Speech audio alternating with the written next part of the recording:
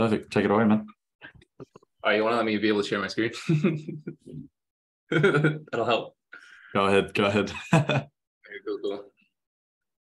So yeah, what's up, everyone? Everyone doesn't know me. I'm Johan. I'm part of Atera Digital. Unfortunately, my partner isn't here today because he's taking another sales call right now as we speak. So probably going to close another 16K. But I basically thought I'd go ahead and kind of share like how we closed the deal, kind of what we focused on during the call and whatnot. And then also I just went ahead and made a little presentation on some of the stuff that Joseph has shared in some of the previous sales trainings. I know a lot of people probably already know most of what I'm going to say, but thought it might as well be nice to have a refresher. Just kind of maybe throw in a couple nuggets that people didn't know, and just what I specifically focus on when I try to sell people. So I'll just hop right into it. So basically we'll talk about first thing is the 4 personality types and kind of how to sell to them. So the first one being the assertives. Now there's also colors that are associated with these, but I generally just like to actually focus on the type because the colors I've noticed are some websites say that it's one, some say that it's another. So we're just going to focus on the actual wording. But assertives are basically people who tend to be in a leadership or decision-making role. And they're kind of the people also that you're going to focus on for one call closes. They're very goal-oriented. They prefer results over personal relationships most of the time. They're also very decisive. And this is kind of what makes them ideal for the one call close because they don't seek approval before they make that decision. So most often you'll actually get them to be able to pay on the call versus a lot of the other personality types. They're also drawn towards efficiency quite a bit, and they're also very competitive in nature. Now, how do you actually sell to these assertives? Well, assertives will respond best to a call that is direct, straight to the point, and it shows them the results up front without too much fluff. You really want to show them what you're offering and how that's going to alleviate their pain, and you don't want to talk too much about the actual features and the deliverables. I know that in the past I've gone on a call with people like this, and then I'll talk about the features over and over, and then they kind of just get bored, and then you just lose their interest right away, which kind of sucks because you can't sell to somebody who's not interested in what you have to offer, right? The next thing you want to focus on is really be efficient. Like I said, they want information and they want it fast so that they can make a decision on this call and then move on with their lives, because like they're very focused on actually getting the things done and not, dilly-dallying around. Professionalism is also very important to them. So make sure to be prepared for this meeting, do a little bit of research about them. And if they do ask you a question on the call that you don't actually have an answer to, make sure that you say you'll follow up with them on it rather than give them a bullshit answer because you'll immediately lose a bunch of credibility. You also want to try to use their competitive nature to your advantage. So you can kind of show them your solution and how it's going to help them beat the competitors in their industry. You also don't really want to use testimonials that rely too much on emotions or saying how happy the client was that they worked with you. You want to really rely on case studies that are going to show that ROI and really get the point across about how you're going to help them get that ROI as well. And you want to try to keep your sentences short, concise, and to the point. Like I said, you want to stay professional and just straight to the point. These are going to be like people, normally like CEOs, business owners, stuff like that. They're going to be straight to the point. They're probably going to want to try to take the lead on the call. So you really have to kind of, status delta as they call it, and actually be at eye level with these people. So the next type is the analytical type. Now these people, they really love their data, their facts, their figures, and they don't really respond too well to a flowery pitch. So these people are probably going to ask a lot of very detailed questions. They favor facts over emotions most of the time, and that's how they're going to make their decision. They're pretty logical and cautious. They're probably going to have actually researched you on this call or before the call. So be ready for them to actually know exactly who you are, which a lot of other personality types probably aren't going to do. And they're also pretty serious and direct and formal in the meetings. Now, selling to analytics, once again, they rely on facts, right? So they need all the information that they feel is necessary before they're going to make a decision. This normally does turn into a longer selling process because, like I said, they need all that information before they're going to decide. But be sure not to rush them into making the decision, or they're probably just going to say no because they don't want to make a decision based on emotion.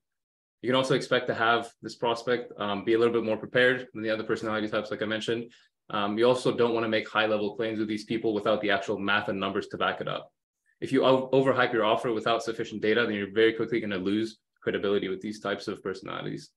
You also want to rely on detailed information rather than expressive language to get your point across. You can say something like, instead of saying something like, we increase the audience and sales for businesses, say something more like, we increased the audience size of one of our clients by over 120% in a 30-day span. Notice how it's a lot more, actually has the information and the details within it instead of just using that expressive, like we did more. You also don't want to flatter or be overly attentive with this type of personality. It might annoy them more than anything else.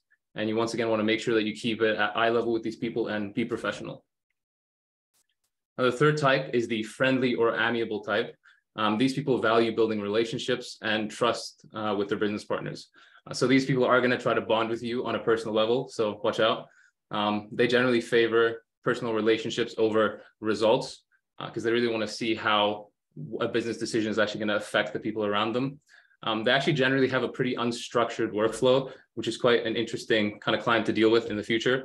They're also pretty slow, and they're going to aim to get a general consensus before making a decision. So these people are going to be like, oh, I have to go talk to this person and this person, and it's going to be kind of difficult to actually get them to make a decision on the call. Not impossible, but more difficult. And you can expect them to be pretty friendly, calm, and patient during your meetings. Now, how do you actually sell to these people? Well, the best way to sell them is to pitch the vision of the outcome that your solution is going to provide.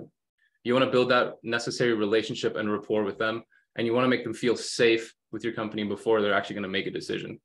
You want to use examples or case studies of past clients that are very similar to them, and you want to focus on why that client actually chose you, kind of list the features and the deliverables that they love the most. This one, you want to play a little bit more on the emotions and the facts together, and kind of also talk about what was the most important to that client, like the details, like this kind of tend to appeal to the amiable personality the most. So you also want to hold their hand through this decision-making process too. You want to make sure that you place yourself in a position of power or expertise and really guide them through the entire process. You don't want to overwhelm them with information like facts and figures, like with the analyticals who respond a lot better to that. And also personal guarantees seem to work very, very well with this type of personality, offering a refund if they're not satisfied, or offering working with them for free until they've hit X goal, or if they don't hit X amount of money in however many days, and you just can continue working with them until that result is actually gained. And that's really how you can, if they're kind of shut, or if they don't want to make a decision, this is one way to really get them to go for it, So the fourth type would be the expressives. Now, these people are very enthusiastic and colorful. They generally speak in statements rather than questions, just like the assertives, because normally they're pretty sure of themselves, and they're just very, very expressive and happy people. I'm sure everybody knows people who are like this. But these people generally prioritize, once again, building those relationships, kind of like the amiables. They also do focus on emotion over logic. And when they're going to make a decision, it's mostly going to be based in emotion than it is like with analytics, who will mostly base it on actual logic. Now, they also worry about how their business decisions are going to affect other people as well, which once again is probably going to make this a bit of a longer sales process with them, as they have to get that general consensus to everybody. They also hold very strong convictions. So once they get an idea in their mind, it's going to be very difficult to actually shift them to your point of view. So kind of be careful with that. And they also respond pretty well to storytelling instead of the actual numbers and figures. Now, how do you sell to expressives? Case studies in this case are absolutely key, because it really gives them a feeling of trust, kind of like you're looking out for their best interest by showing them how you've made an impact on other people's lives. You want to emphasize the idea of creating long-term, long-lasting relationships with them. Facts, figures, and features should definitely not be the main focus with these people. They do consider the numbers, but will ultimately make the decision based on how it affects their business on a personal or human level. You also want to continually get their buy-in. You want to use questions like, so you agree that using this type of approach could really help you do this? Many small agreements, like with pretty much every personality type, is going to be absolutely key. Now, obviously, people generally don't fall into just one of these. They are usually like a conglomeration of all of these, but this kind of gives you an idea of what would be best to sell to these types of personalities. Any questions? Can I just move on? Okay. So next up, a couple more things before I go into the actual process of how we close that 16K deal. I just want to kind of focus on what I use specifically during my sales calls to make sure that I actually get my point across and I have a higher chance of closing the deals.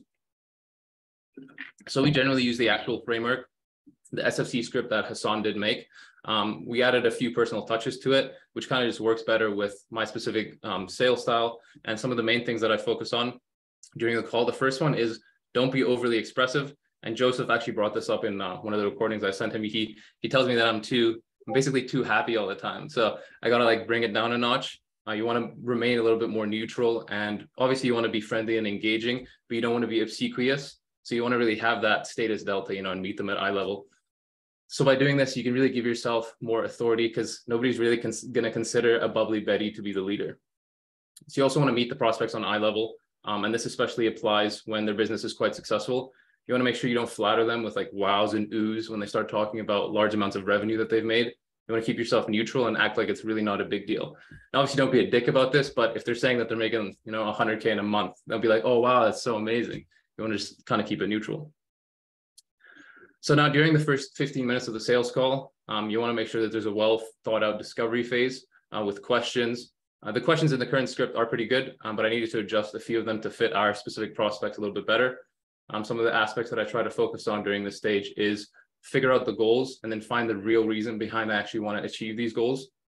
So do they just want to make money, or does it actually run a little bit deeper? You want to really try to find that root reason as to why they want to achieve their goals so that you can use it as ammunition later on in the call. Now, once you've actually figured out the why, then you want to try to attach some emotion to it. So what will they feel or do when they achieve this goal, and how quickly do they want that to happen? And you also want to kind of ask them what would happen if they didn't get that, how they'd feel, and then really emphasize on the fact that they need to do everything and anything in their power to achieve that goal. Next up, you want to make sure that you figure out their inefficiencies and ask them a lot of questions around how they've already attempted to solve their specific problems in the past. So you can ask things like, have you tried to solve, whatever problem in the past? Have you worked with an agency on the specific thing before? What kind of platforms do you use the most? Have you tried posting on this other platform? Like if they use Instagram and not YouTube, you can be like, have you tried using YouTube, etc. You want to get them to really run you through the entire client acquisition process so you can get like a clear idea of how they get strangers to go from strangers to being actual paid clients. And if they do run ads, or if they've run ads in the past, you can really use this as a good angle to utilize later on in the call when you kind of break down the ROI behind how content can give you that compounding result versus ads that kind of just stop working once you turn them off, right? So you can really use this this angle to hammer home the idea that content is basically akin to a salesman that never sleeps, and basically works for peanuts. That compounding effect of once you have content on these platforms, then 5 years down the line, it's still going to be selling for you versus ads where it just stops as soon as you stop paying, right? Now, after the discovery phase has happened, I try to make sure to focus on a few things before I actually dive into the pitch and showing my screen. So before sharing my screen, you want to make sure that you ask them kind of like, we covered a lot. Is there anything else that you think we need to cover before we proceed? This way you can kind of figure out if there's any potential objections and if there's actually anything that you missed. Then I'd go ahead and summarize everything that I learned about their company, what they do, etc., and then really ask them if there's anything that I missed to make sure that you once again have that full idea of what their business actually does and you understand the full processes behind it so that you can really pitch what you're offering that's tailored specifically to their business and how it's going to help them. I also like to talk about and not necessarily show some client wins that we've had in the past, but you could also talk about like a successful person in their niche as well and how they became successful. Now, what this will allow you to do is, first off, it'll help you build some rapport, and then also it'll create a smoother segue into actually starting the pitch and sharing your screen.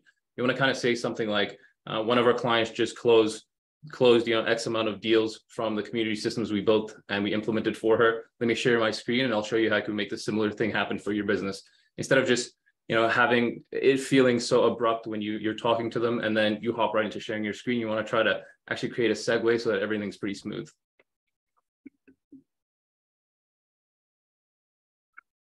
So once I've actually started the pitch and now sharing my screen, I want to make an effort to have the following points in mind. So if I think a case study is going to work well, I don't necessarily use a case study for every call. I just kind of play it by ear. But if I do think a case study is going to work well, then I'll pull it up and show it to them before and after states of that specific client. And then I'm going to start talking about the steps that we can actually take to replicate these results in their business. And make sure to tailor the pitch to them specifically. You don't want to start talking about like what we do for this client, what we do for that client. Rather, you want to say, we can help you increase your audience by focusing on this specific thing so that you can book more calls for the service that you offer. You want to make sure that you're actually personalizing your pitch to them and not giving them something generic. You also don't have to go through a massive pitch deck or explain every little detail on your Lucid chart if that's what you're using. You want to make sure that you can focus on how you can get them from where they're at to where they want to be. And then you want to make sure that you place yourself as the person who's actually going to do that for them.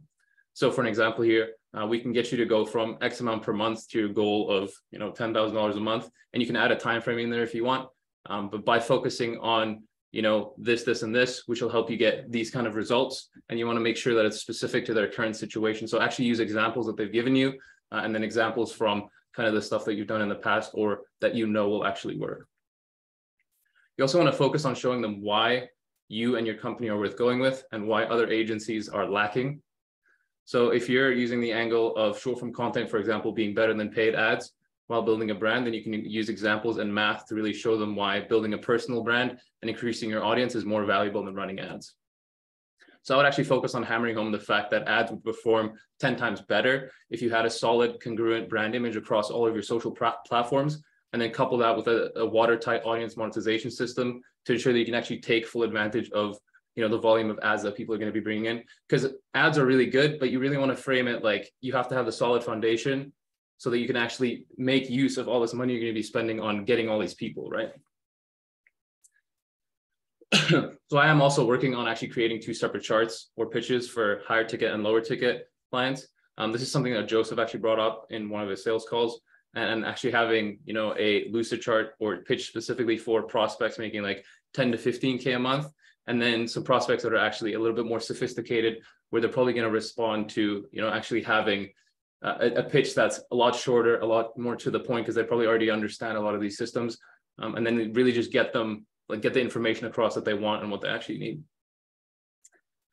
You want to make sure that you also explore the other alternatives they've had besides using your agency, and then hammer on why those are worse and why your offer is going to be better. So once again, making sure that you say why you're going to be better than every other agency that's sending them a message, because they're probably getting thousands of messages a day, right?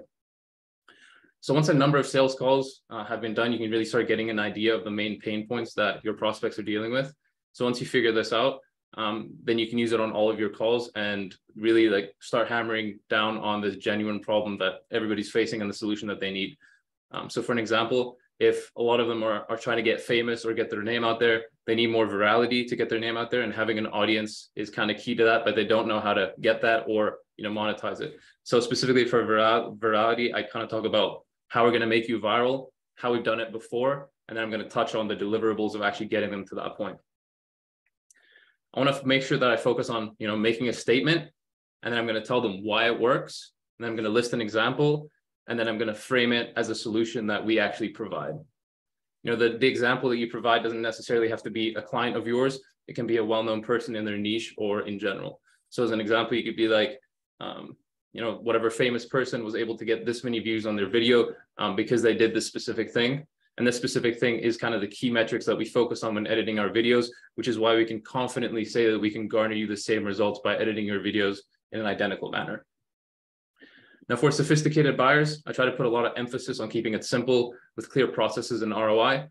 They want simplicity, and that's what they respond to, and the actual implementation of it. And they generally don't really care too much about you going into the actual details and the features of what you're offering. So I also try to justify the pricing before it's even unveiled. So I like to actually go over the math of how many views to how many sales they can get, and really give them that good idea of the ROI that they can get. So for example, if they have a $1,000 program, you could be like, oh, we can get you 5,000 views a day. Let's say about 10% of those people actually join your Facebook group they're going to set up, and only about 5% of those people are qualified. So you're getting like 125 qualified leads a day, and only about 10% of those people actually are interested and have a high intent, so they book a call. So you're getting 12 calls a day, and if you have a decent closing rate of 25%, you're making 3 sales a day. So right there, you've already shown them that you can make them 3K a day. So if you're pitching a 15K offer and 3K a day to them, the ROI is absolutely amazing, right? So before diving into the pitch, I do also do a temp check, just like Hassan and Joseph both recommend, and try to really squash the objections they might have before they even arise. So you can use the method that Hassan talks about, of the 1 to 10 method, where you ask them on a scale of 1 to 10, where are we at currently? And if it's anything below a 10, you ask them how we can get them to a 10. There's also another pretty good question that Joseph brought up. He says that, what would this partnership look like if it was perfectly ideal? And then by really using these Trojan horse questions, you can give you an idea of where the prospect is at in terms of clarity and certainty. And then you can, once again, focus on whatever objections they have and make sure you deal with those before they actually come up when you unveil the price. So when I actually unveil the price, I make sure that, I have an upfront and a monthly option, and I make sure that the upfront is always bigger text and is mentioned first, to really get them over that hump. If we're offering, $8,000 a month, it'll be $24,000 over a 3-month period, but we like to give them a discount. So it'll be $8K a month or $20K upfront. And I always mention that $20K first so that they get that that reaction. And then the $8K seems like a little bit less. So obviously if they take the $8K, we actually make more money. So you always want to make sure that you give them the big number first. Another method to help unveiling with high ticket pricing that I actually haven't tried yet, but I saw this on a video the other day, is to make a joke before you unveil the price. The theory behind this is that you're kind of going to lessen that immediate guard response of them, like the fight or flight, when they see that large figure on the screen. So you could be like, are you sitting down? Wouldn't want you to fall over when I unveil this number. And then they get a bit of a chuckle, and it kind of gets them prepared for you, showing them $20,000 up front. So.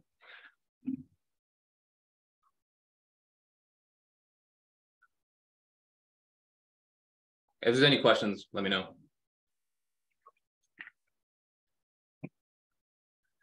So let me actually get into why our deal was able to go through at that 16K mark, and kind of what we focused on with our prospect specifically. And then I'll talk about the actual deliverables and stuff that we offered him. So the reason behind, the interest in the offer from this specific prospect, basically the first thing was he'd been pivoting a lot from niche to niche, trying to get something to stick, but he hadn't really had much success in the past. He was underselling himself quite a bit, and there was no way that he was actually going to reach the goal that he mentioned of making $11K a month from his current inputs and the offer that he had. He was selling stuff at like $280 for like 6 months or something. So it was super low ticket. He also did understand that content was super important, but he didn't really grasp the concept behind making content that resonated and engaged with his target audience. And he realized that, trying to be a one-man show wasn't the way to grow, because he was limited with manpower. So he kind of understood that outsourcing was probably going to be the best option in his case. He also had a pretty weak client acquisition system. We asked him quite a bit about this, and there was basically nothing in place. So these were some really big, glaring issues that he had. And this was a lot of the stuff that we focused on. So our main selling point when talking to him, one of the things was, he couldn't run everything himself. So we focused on, actually saving time for him. So we're going to come in, and take care of the content and then set up monetization systems for him, so that he doesn't need to be spending hours, every day brainstorming, scripting, filming, editing, and distributing his own content.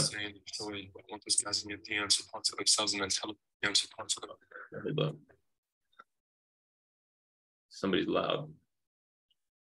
Okay, it's all good. And then also we're going to come in, and build that solid backend and community monetization for him. Because he didn't really understand this process fully.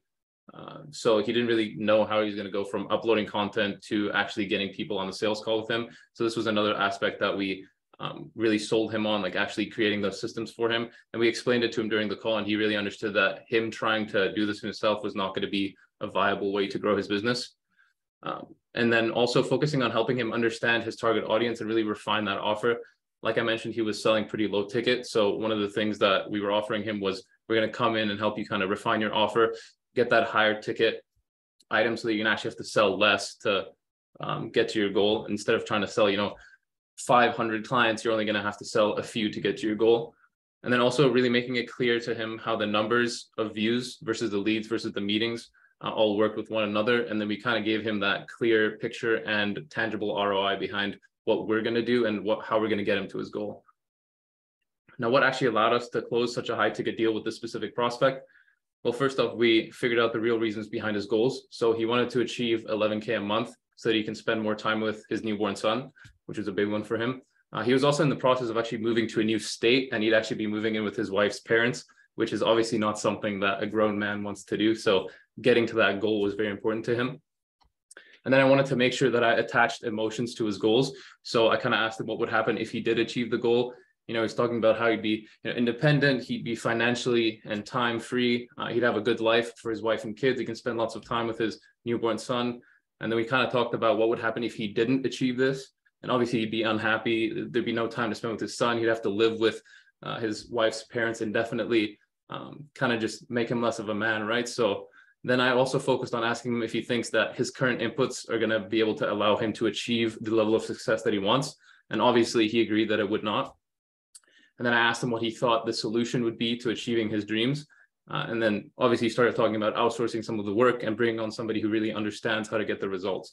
So at this point, we'd already basically sold him on our system without selling our system. You know, he already made the decision himself that he needs to bring somebody in who understands, you know, how to grow his audience, how to create monetization systems and everything. And we really just made him come up with the idea. And that's how you get people to make a decision, right? Is to make sure that they're the ones actually coming up with the idea and not you telling them. Because once you tell them, nobody's going to actually want to do what you say. So once he had solidified the idea that he needed help into his mind, we actually dived into showing him how we're going to do this and how we're going to achieve his goals. So the main things that we offered him and showed him was our short form content offer, which is basically kind of the same deliverables that everybody else offers. We do also focus on making a brand Bible, because we noticed that this is pretty important. And I don't think that a lot of companies actually have a brand Bible. So, you know, their website is not going to look the same as their Instagram. It's not going to look the same as their YouTube and everything. So you want to have that congruent brand image across all different platforms. We also talked about how we're going to make sure that we monetize this audience, you know, by creating the Facebook groups and then actually putting setters in the group to, you know, reach out to everybody and also scrape all the emails and create email campaigns so that we're really retargeting people on multiple different platforms. We also did add in our own special sauce, which is basically a podcast experience. And this is really going to help him build rapport with his target audience, because he's going to be focusing on targeting executives, executive women to be exact. And he's actually a doctor himself. So we really noticed that, you know, him being a doctor and targeting executives, that having podcasts might help him build that level of authority. Because generally when you see somebody on a podcast, you're going to think that they're somebody important because they were actually invited on to talk about themselves. So that's kind of where we went at that with that angle. And he really seemed to go for it. And we also focused on, you know, we're going to refine his offer so that we can make sure that he's charging that higher ticket item and actually get him to that goal a little bit quicker. Anybody have questions on that? No, cool. All right. So this is actually our fulfillment process, or our deliverables. So basically the first thing that happens is they hop on a call with us, you know, then we close them on the call, get the payment, and then we go ahead and send them an email, which is going to have the contract and the onboarding details in it. So we do have an onboarding video sequence. We don't actually hop on calls with the clients throughout the first week to get them onboarded. We just have everything pre-recorded because it saves a lot of time. And these videos have things like the intro and the expectations in them, accessing our Notion and the Google Drive system, because we do use Notion as like the main client facing side. We were using Agency Flow in the past, but it's kind of hard to integrate that with everything else that we were trying to do. We also make sure that they give us access to their assets. And then within the Notion, they have a few to-dos to take care of as well. We also get them to fill in an ideal audience form so that we can kind of get an idea of who they think their ideal audience is and then how we can play off of that. And then they're going to go ahead and book their first strategy or consultation call. And then once on the strategy or consultation call, we're going to start going over their brand image to really start working on creating that brand Bible for them. We're going to talk about their ideal audiences. We're going to also tell them kind of what they can expect to happen in the next few coming weeks. We're also going to dive into the competitor analysis and really talk to them about who they look up to in their space, and obviously some of the stuff that we come up with as well. And then we're going to brainstorm some content ideas and work on creating that content calendar for them. Now, while this is happening, they've uploaded their creative assets into our Google Drive, and then our editors are going to start actually creating a backlog of their content. Now, whether this be, you know, repurposing long form content, or if they already have potentially some pre-recorded stuff, they're just going to start creating that backlog so that we can actually have enough content to never lag behind with posting. So we also do offer them weekly consulting calls to make sure that, you know, everybody stays informed and they can kind of see what kind of progress we're making, and if there's any issues or potential, you know, improvements that we can make, we can talk about that on our calls. And then we do go ahead and post that 1 to 3 pieces of short form content a day, and then also including Instagram carousels, and then 1 of the long form pieces of content a week as well. This is kind of just the basic deliverables that I think everybody has, right? And then we also, the podcast experience I was talking about. So this happens once or twice a month. And basically what we do is we book a recording studio in their area for them. So we actually take care of booking it for them, because it's only like it's between like $100 and $200 for an hour. So then we get them to go in there for an hour. We kind of coach them on how to set up their camera properly. And then we have a script and hop on a Zoom call with them. And then we're basically just going to ask them questions that are going to put them in a good light.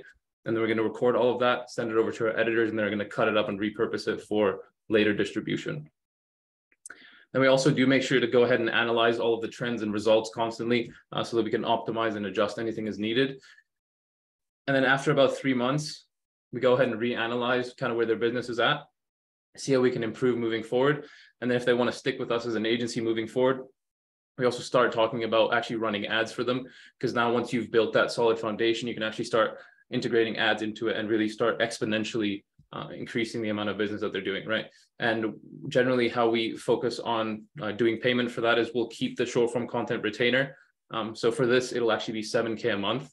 And then on top of the $7K a month, we'll have revenue share on top of that. So it'll be percentage of the ROAS. So that's basically it. Any questions?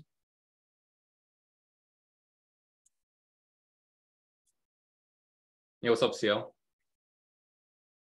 Showing up on my screen right here, bro. Hi, John. Yeah, what's up? Cool. Yeah. Just I got a question. When we speak, when we hear like percent of the return on ad spend, how do you actually track that? So usually we use like for us in the past, it'll just kind of be based on pixel data and actually like the increase of sales after we started running the ads. It's a little bit more difficult depending on what is being sold though, right? Like if people are actually hopping on like sales calls a lot, then it's going to be a lot more difficult to actually sell that. But you could kind of have the prospects answer a questionnaire asking where they came from, and then take the percentage of ad spend based on their answers, if that makes sense. Yeah. So does that mean that you rely in a way quite completely on the transparency of the clients? Yeah, pretty much. Yeah.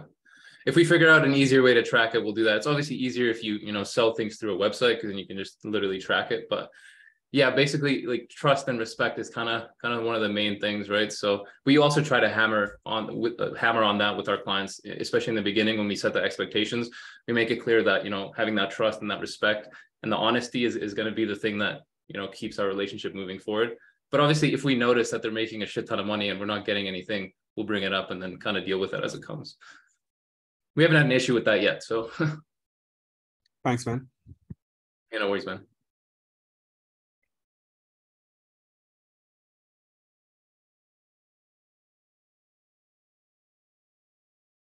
Was that helpful, everyone? Hopefully.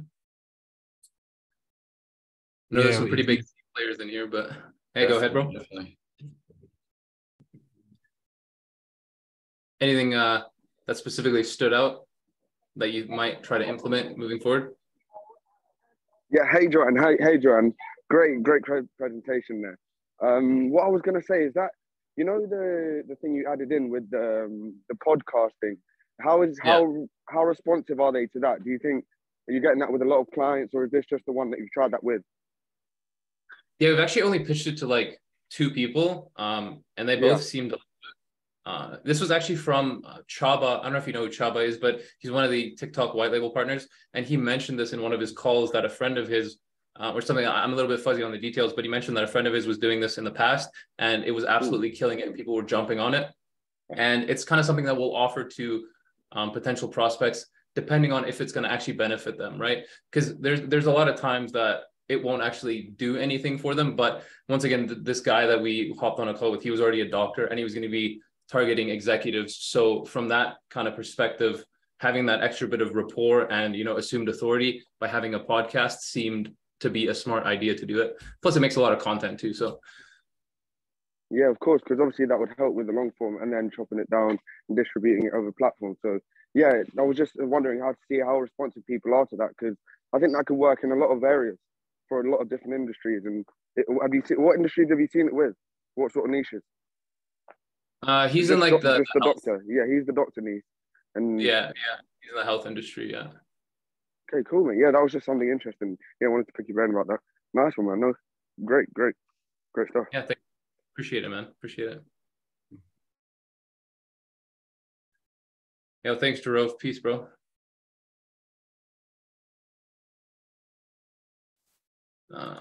So yeah, Tevin, I don't know if I'm pronouncing that right. So our niche, so this actual deal came in from Carrie, and her niche is in the fitness industry. Our niche specifically for our business is targeting people with info products. But the amount of social proof that we actually showed on the call, not too much actually, man, because you know, we made sure to actually build that kind of authority beforehand. And Carrie also showed him some case studies in the Loom that she sent. So he wasn't really too worried about actually showing him kind of the work that we've done in the past, because we once again just made sure that we framed our solutions as the solutions to his problems, and then really tried to play on that emotion, because he was more of like an amiable personality. So that really worked pretty well. Now, obviously, if it was more of a red personality, it would have been a little bit more difficult to actually do that. But yeah, it worked pretty well. Yeah, you want the Word doc? I can give it to you if you want.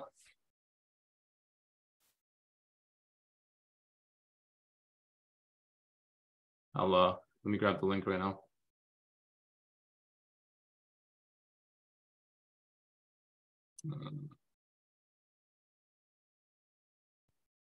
Yeah, there's the Word doc. It's a little bit of the personality stuff is also in the top, but yeah, here, I'll share it with everybody. There you go.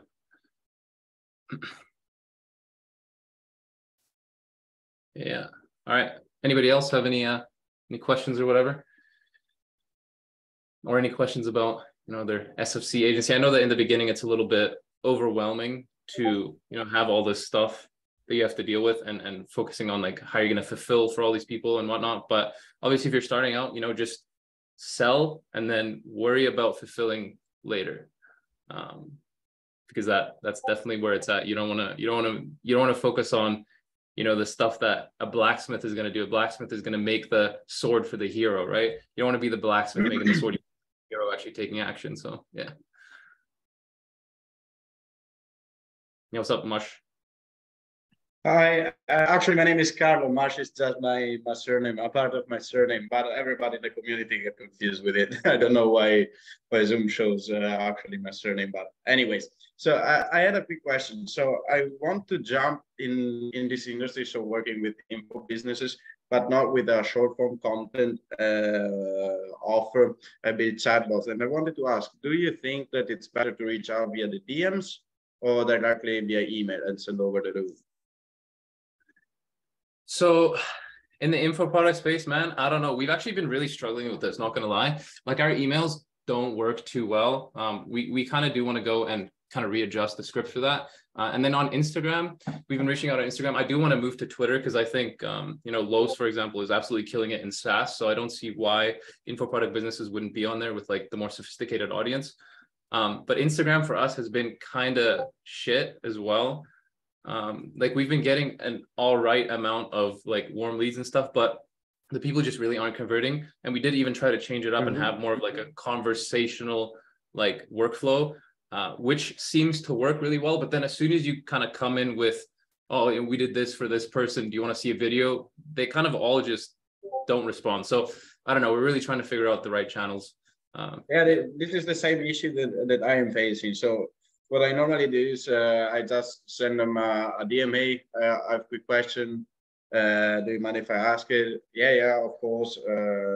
So I've tried to have the more conversational approach, but what I've seen, as soon as I explain what they do, people just say, go away. Actually, normally what they say is, I already have enough clients. And I think this is just a fast reply, because if somebody wants to scale, they don't have enough clients anyway. Yeah. So they need new clients on a weekly basis. So I'm still trying to figure out what is the best approach, because I'm also targeting people that are a bit, that have bigger following. So for example, 100K plus. And so it's kind of hard to understand how these people should be approached, in my opinion. So sending a cold Loom via email, or maybe having a quick chat. Normally, if you have a chat, it's with their VAs or appointment setters. So I just wanted to ask if you have any suggestions about it. So probably you're considering about reaching out on Twitter, right? Yeah, just because like some people have been killing it, you know, and I think in terms of actually like talking to the people, I don't know, I feel like the conversational kind of thing works well, but something that has been working for us is being like, oh, are you the expert to talk to, and then kind of draw them in with that question, and then actually ask them a relevant question about their niche and then pitch it. You know what I mean? Because you kind of want to make them feel like they're in charge and then try to come in with the salesy stuff. But once again, it's kind of hard. We're still figuring it out, right? But yeah, if I make a breakthrough, though, yeah, I'll I let you think know. everybody has the same issue at the moment. So with these type of clients or prospect that you want to call them. So yeah, thanks. That's it from my side. Thank you so much. Okay, yeah, no worries, man. Also, Marius, how'd I go about creating all the backend stuff afterwards? Oh, thanks for the compliment. Backend stuff, we basically like just focused on, you know, we looked a lot at the presentations that Jarove had, for example. He kind of broke down a little bit what he was doing, so we kind of tried to build off of that, and then we also built off of what Ayrton, the Loom video that he shared too. So we kind of just took a little bit of everything and then built something for ourselves. But yeah, I mean, it's kind of just like we had it on Agency Flow before, and then it wasn't really working as well as we wanted because there was many different integrations to actually get it to work. But now we're trying to, it's kind of just trial and error, honestly. That's the best way to do it, because the more clients you get, the more work you get, the more you can actually understand what kind of workflows work the best, and then adjust from there. And then you asked at the airports are pretty loud, but I would like to know the best place to get editors for short form content. So the best place that we found, our main creative director, we actually found him on Reddit, surprisingly enough. So you can make some posts on Reddit and Facebook, as that's about the only two channels that we utilized, and it worked pretty well. We had like, I don't know, we went through like 80 applications on Facebook or something, and then narrowed it down to like people who actually, you know, did it, because we got them to send samples of their work, which I guess in retrospect was kind of unfair because we got them to send samples and then we just like used all their samples to post online. But anyway, they got a good chance to actually show their work, and then we kind of took it down from there. And then we had interviews with like 4 or 5 people, and then decided from there. And so we do also have like a couple backup people as well for the future. Yeah, but Reddit and Facebook seem to work best.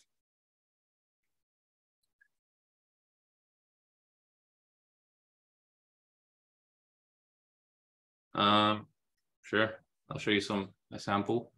I mean, it's just generic, just some generic stuff. Yeah, I'll bring it up for you though really quick. Yeah, for sure. Give me 2 seconds. Just gonna go into our little Google Drive ecosystem here and find it.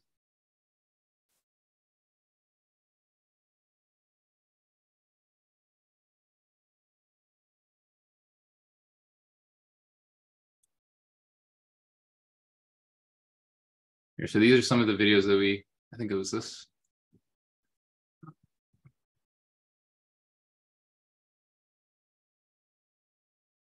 Here. Yeah, so this is kind of like the stuff that we got people to do for us. Top 3 reasons people fail. Reason number 1, people don't want to sacrifice. You know, all those little things that make you. Now, obviously, we recorded this in landscape, so they had to cut it, so it looks kind of like shit, but that's on us. But basically, yeah, you just kind of want to pay attention to, you know, spelling mistakes is a massive one. Obviously, if you get somebody to actually like have a look over the content afterwards, that won't be as big of a problem. Or if you use Descript, for example, too. But you kind of want to make sure that they have a decent grasp of the English language if they're going to be editing your videos. And then also if they actually like edit it in a good Hormozi style, you know, with the cuts and the actual like captions coming up with different visuals and whatnot. Because we did have quite a few people submit stuff that was kind of Hormozi style captions, but like it didn't have the cuts and it didn't have that like visual aspect to actually keep you engaged. So you want to make sure that you're actually, you know, having keeping an eye out for that and those specific things that make sure that your videos will actually go viral. Yeah.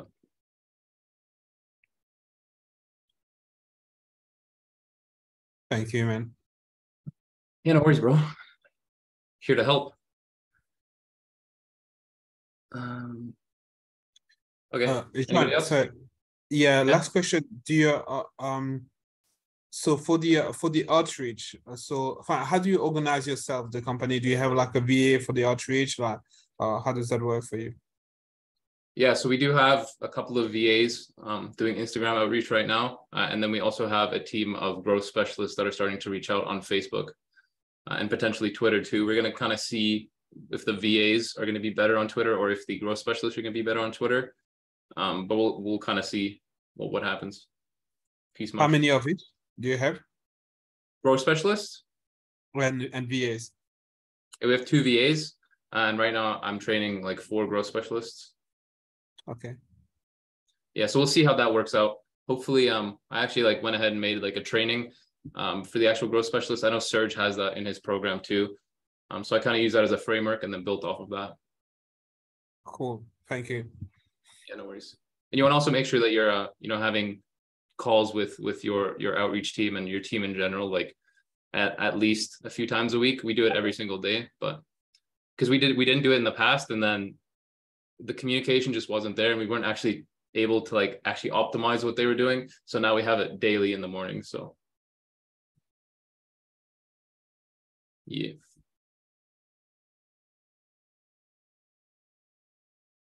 All right. Well, thank you everybody for listening to me talk for 50 minutes. Appreciate it.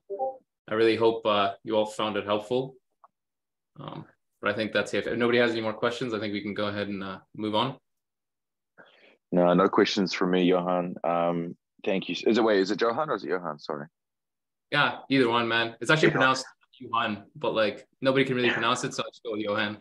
Fair enough. No, hey, I really appreciate the presentation, man. It was absolutely killer.